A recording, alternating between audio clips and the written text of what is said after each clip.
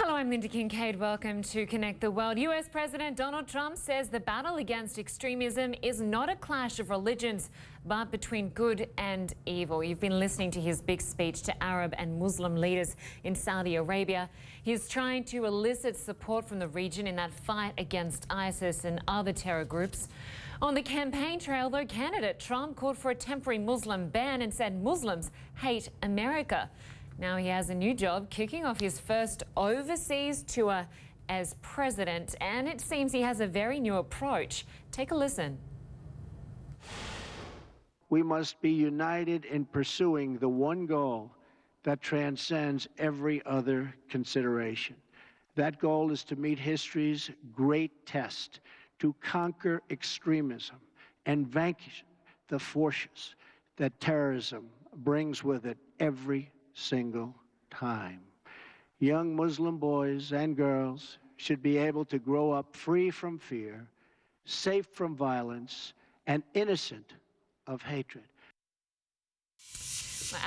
Muhammad Lila is gauging a reaction to the speech in Istanbul. Certainly some incredible words there by President Trump. Significantly different from candidate Trump, who said that Islam hates us when speaking to Americans and spoke about that Muslim travel ban. We didn't see any mention of that today. Instead, we heard him talk about kindness and outstretching his hand to people in the region. Can people there take him at his word today? Can they believe this new position? Well, Lynda, yeah, just on the speech itself, we know that he didn't veer off the script, which is something that President Trump has been known to do in the past. And we know there were several versions of that speech before it was actually delivered just a few moments ago.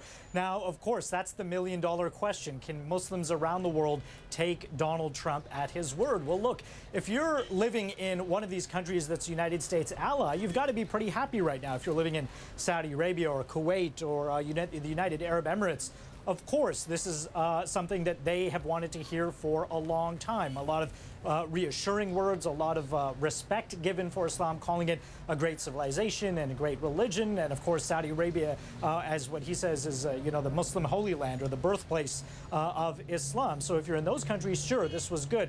But of course, if you're in, for example, Syria, Iraq, Iran, Lebanon, Yemen, maybe if you're part of the opposition in Egypt, the message that comes across from this speech is that the foreign policy of the United States, the foreign policy of the Donald Trump administration is effectively for sale. One of the criticisms of all of this is that, if you look at what Donald Trump said on the campaign versus what he said now today, well, what's the difference? There's been, 6 or 7 months difference. There's been, of course, Donald Trump is now officially the president. But of course, there's $100 billion that the Saudi government just paid to the United States in a record arms deal, and that could reach $300 billion in terms of total investment over the next 10 years. So I think that's part of the message that the Muslim world will hear loud and clear, that America is open for business and it's open to the highest bidder.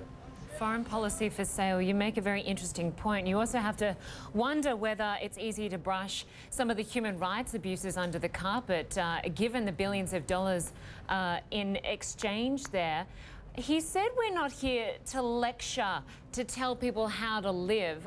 Do you think that was his way of getting away from mentioning the fact that there's discrimination against women, there's a crackdown on freedom of speech there?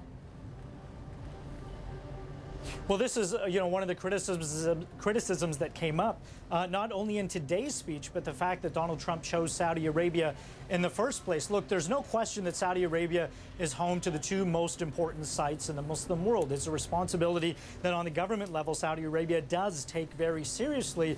But on the other hand, Saudi Arabia has been accused of rights violations. It's been accused of persecuting its own minorities. It's been accused of not allowing Christians to worship in that country, and of course forcing women to observe certain dress codes and not allowing women to drive. So that's the criticism there. And of course that criticism won't end, I don't think, with this speech that Donald Trump made. It's a criticism that's going to stay now because clearly it seems as though Donald Trump, in his speech, speaking out very forcibly against Iran and very forcibly in favor of the Gulf countries, it seems as though the U.S. administration is now officially taking sides in what has become a very big schism and, quite frankly, a historic and, quite frankly, unsolvable schism that dates back 1,400 years in the Muslim world. All right, Muhammad Lila, some great perspective there for us from the region. Thanks so much. Well, we will have more on that speech as Donald Trump wraps up that visit in Saudi Arabia. We ask if actions speak louder than words. A closer look at some of the key moments of the US president's visit. Stay with us.